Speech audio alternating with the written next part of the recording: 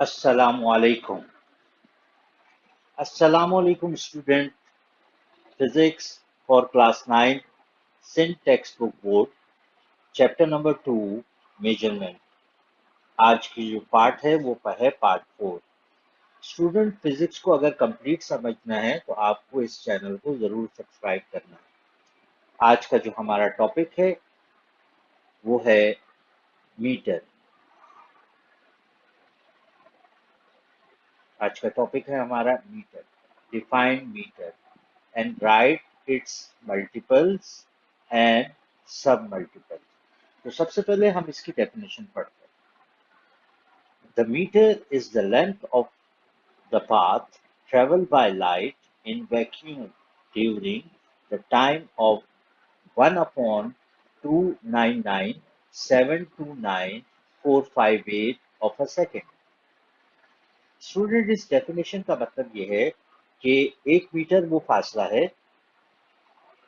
एक मीटर वो फासला है जिसको लाइट जो है ट्रेवल करने में वैक्यूम में से, वैक्यूम वो जगह जहाँ पे हवा वगैरह कोई चीज मौजूद ना हो, तो वो क्या करती है 1/299,729,458 लगाती है. बहुत कम वक्त में ये काम हो जाता है. ये है डेफिनेशन ऑफ लेंथ. स्टूडेंट इसके बाद एक और डेफिनेशन है, वो भी हम आपको समझाते हैं और मैं इसको क्लियर कर देता हूँ जी. ये जो डेफिनेशन है ये है, it is defined as the distance between two marks of platinum iridium bar. Platinum एक कीमती धातु है, इरिडियम भी एक धातु है. जब इन दोनों को मिलाया जाता है इसको अलॉय कहते हैं. वो बार है केप्ट एट 0 सेंटीग्रेड. इसको 0 सेंटीग्रेड पे इसलिए रखा जाता है कि मेटल जो होते हैं वो अगर उनका टेम्परेचर बढ़ जाए तो वो उनकी लेंथ बढ़ जाती है. यानी अगर 100 सेंटीग्रेड हो जाएगा तो इनकी लेंथ थोड़ी सी बढ़ जाएगी, और अगर ये 0 सेंटीग्रेड से मजीद कम हो जाए तो ये कॉन्ट्रैक्ट हो जाएंगे, यानी थोड़े से शॉर्ट हो जाएंगे. इसलिए इनको 0 सेंटीग्रेड पर रखा जाता है ताकि इसकी लेंथ के अंदर ना कोई इजाफा हो ना कोई कमी हो.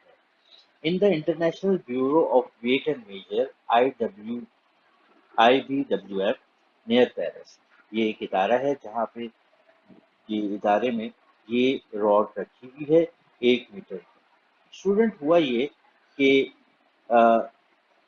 World cup, football world cup का जो फुटबॉल वर्ल्ड कप है ये चोरी हो गया था. आप इसके बारे में थोड़ा सा इंक्वायर भी करिएगा. ये सोने का बना हुआ है और उसके बाद उसको चोरों ने जो है वो पिघला दिया और उसका वजन कम हो गया. और फिर यहाँ पे बात ये सोची थी कि ये प्लैटिनियम तो सोने से भी महंगा है. अगर ये रॉड कोई चुरा लेगा और इसकी लेंथ को कुछ कम कर देंगे या ज्यादा कर देंगे तो तब पूरी दुनिया की मेजरमेंट चेंज हो जाएगी. इसके बाद साइंटिस्ट ने ये डेफिनेशन फाइंड आउट की और उन्होंने ये फाइंड आउट किया कि अगर वैक्यूम होगा 1 मीटर का तो उसमें से लाइट ट्रेवल करने में इतना टाइम लगाएगी. तो इसके बाद जो है फिर ये खदशात खत्म हो गए कि अगर ये रॉड चोरी भी हो जाती है तब भी हमारी मेजरमेंट पे कोई फर्क नहीं पड़ेगा. तो स्टूडेंट आए अब हम इसके मल्टीपल सब मल्टीपल्स भी पढ़ते हैं. मल्टीपल और सब मल्टीपल्स भी पढ़ते हैं. तो मैं एक एक करके ये सारे मल्टीपल समझाऊंगा आपको. तो स्टूडेंट यहाँ पे सबसे पहले देखिए, यहाँ पे लिखा हुआ है 1 km बराबर है 1000 मीटर, और इसको हम लिख सकते हैं 10 × 10 × 10 और ये हो जाएगा 10⁻3. तो स्टूडेंट यहाँ पर थोड़ा सा एरर है, ये 3 है एक्चुअली, तो सही कर लीजिएगा. तो और ये जो चीजें हैं ये सब आपके नोट्स हैं, कि आप इसको कॉपी डाउन करें. 1 मीटर के इक्वल होगा. अगर हम 1 सेंटीमीटर को 1 मीटर के इक्वल लेना चाहते हैं, यानी कितने 1 सेंटीमीटर में कितने मीटर होंगे, तो इसके लिए हमें पहले ये समझना पड़ेगा कि 1 मीटर के अंदर कितने सेंटीमीटर होते हैं. 100 सेंटीमीटर होते हैं. तो हम क्या करेंगे, यहाँ पे हमने लिखा 1 मीटर डिवाइड बाय 100। अगर उसको डिवाइड कर दिया जाए 100 से, और 100 को हम लिख सकते हैं 10 power 2। 100 can be written as 10 multiply by 10। तो यहाँ पे पावर ऐड हो जाएंगी, ये क्या हो जाएगा 10 पावर 2, और ये डिवाइड हो रहा है। और ये जब डिवाइड हो रहा है तो ये वैल्यू जब ऊपर की तरफ आती है तो इसकी पावर क्या हो जाती है, चेंज हो जाती है। ये लिखा हुआ है 10 पावर -2 मीटर, यानी 1 सेंटीमीटर जो है वो बराबर है 10 टू पावर -2 मीटर। और अगर मैं इसको मजीद एक्सप्लेन करूं तो ये सेंटीमीटर बराबर होगा 0.01 मीटर के। और अगर हम एक्सपोनेंट पावर में लिखते हैं तो हम इसको एक्सपोनेंट पावर में इस तरह लिखेंगे 10 टू पावर -2। मैं इसको क्लियर कर रहा हूँ मजीद आपको समझाने के लिए। अब हम पढ़ रहे हैं मिली के बारे में, सही है। और अगर हम मिली के बारे में समझना चाहें तो हम पहले ये समझेंगे कि 1 मीटर के अंदर 1000 मिलीमीटर होते हैं। और मजीद अगर हम इसको और एक्सप्लेन करें तो 1 सेंटीमीटर के अंदर 10 मिलीमीटर होते हैं। अब हम क्या करेंगे, अगर हमने एक एक मिलीमीटर को सेंटीमीटर, 1 मिलीमीटर में कितने मीटर होते हैं, तो हम क्या करेंगे कि 1 मीटर डिवाइडेड बाय 1000।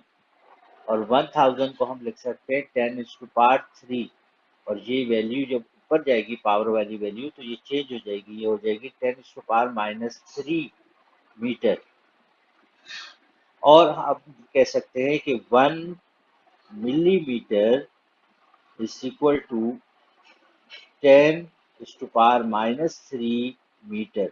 और इसको आम तौर पर, ये तो एक्सपोनेंट फॉर्म में हमने लिखा हुआ है, अगर हम विदाउट एक्सपोनेंट फॉर्म के लिखे तो ये आएगा 0.001 मीटर। तो मुझे उम्मीद है कि ये बात आप लोगों को समझ में आ रही होगी। आगे दो जो क्वांटिटी है मैं आपको एक्सप्लेन कर देता हूँ।